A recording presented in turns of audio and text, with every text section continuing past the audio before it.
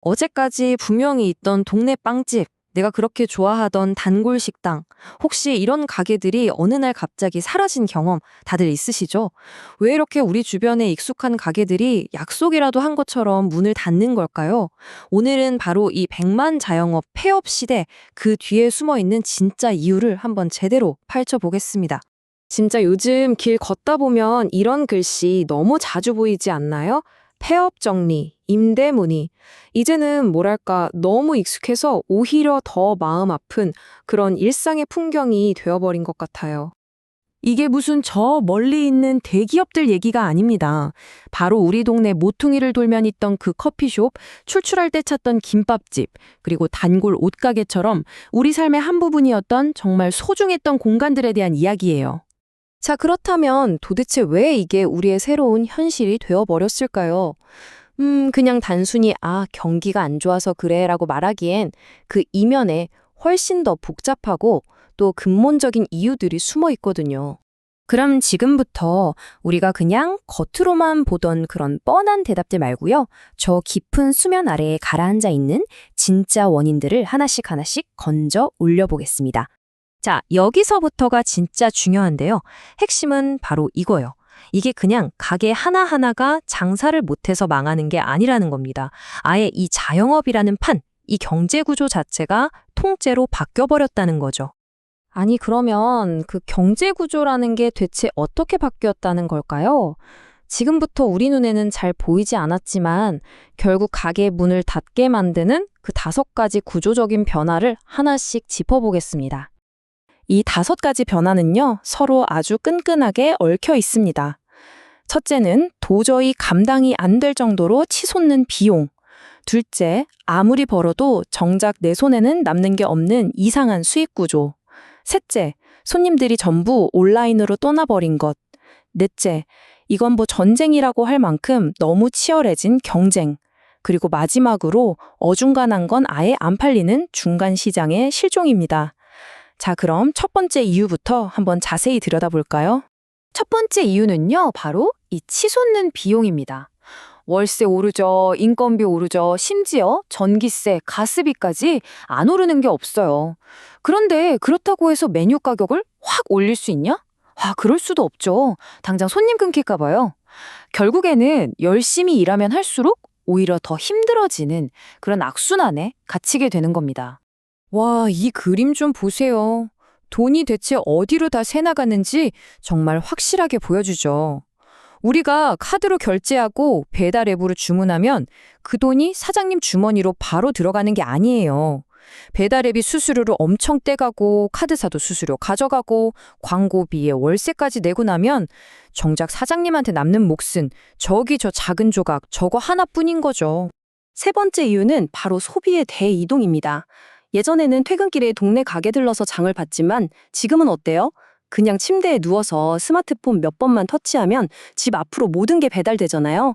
우리의 지갑이 이제는 동네 가게가 아니라 온라인 쇼핑몰, 모바일 앱, 심지어는 해외 직구 사이트에서 열리고 있는 겁니다. 이 거대한 흐름을 동네 가게 하나가 어떻게 막겠어요? 네 번째는 자영업 포화 상태라고 불리는 이 과도한 경쟁 문제입니다. 사실 우리나라가 유독 퇴직하고 나서 마땅한 대안이 없어서 자영업에 뛰어드는 분들이 많잖아요. 그러다 보니까 골목 하나에 치킨집이 몇 개고 카페가 몇 개예요. 시장은 한정되어 있는데 너도 나도 뛰어드니까 결국 다 같이 힘들어지는 그런 극심한 경쟁 구도가 만들어지는 거죠. 그리고 마지막 5번째 이유가 이걸 아주 잘 보여주는데요. 바로 중간이 사라졌다는 겁니다. 요즘 소비자들은 딱 둘 중 하나만 찾아요. 아예 초저가로 엄청나게 싸거나 아니면 돈을 더 주더라도 확실히 좋은 그런 프리미엄 제품이거나 그런데 우리 대부분의 동네 가게 소상공인들은 바로 그 어중간한 중간에 있거든요. 그러니까 지금 이 시장에서 가장 먼저 가장 크게 타격을 받고 있는 겁니다. 이렇게 5가지 구조적인 변화가 겹치고 겹쳐서 만들어낸 결과가 바로 이 숫자입니다. 100만. 지난 몇 년 동안 무려 100만 개의 가게가 문을 닫았어요. 여러분, 이건 그냥 숫자가 아니죠. 100만 개의 꿈이 접혔고 100만 가족의 생계가 막막해졌다는 뜻이니까요. 자, 그렇다면 이 모든 분석이 가리키는 결론은 딱 하나입니다. 우리가 이 문제를 완전히 다른 시각으로 봐야 한다는 거예요. 이건 더 이상 누구 한 사람의 잘못으로 돌릴 문제가 아니라는 겁니다. 오늘의 핵심 메시지입니다. 이건 개인의 실패가 아닙니다. 구조의 문제입니다. 내가 게을러서 혹은 내가 노력이 부족해서 망한 게 아니라는 거죠. 한 개인이 맞서 싸우기에는 이 시스템 자체가 너무나 거대하고 불리하게 짜여 있다는 사실을 우리가 먼저 인정해야 합니다. 바로 이 지점 때문에 더 열심히 해, 잠을 줄여 같은 낡은 조언들이 더 이상 정답이 될 수 없는 겁니다. 구조 자체가 잘못됐는데 개인의 노력만으로 이걸 해결하라는 건 마치 밑 빠진 독에 계속 물을 붓고 있는 것과 똑같아요.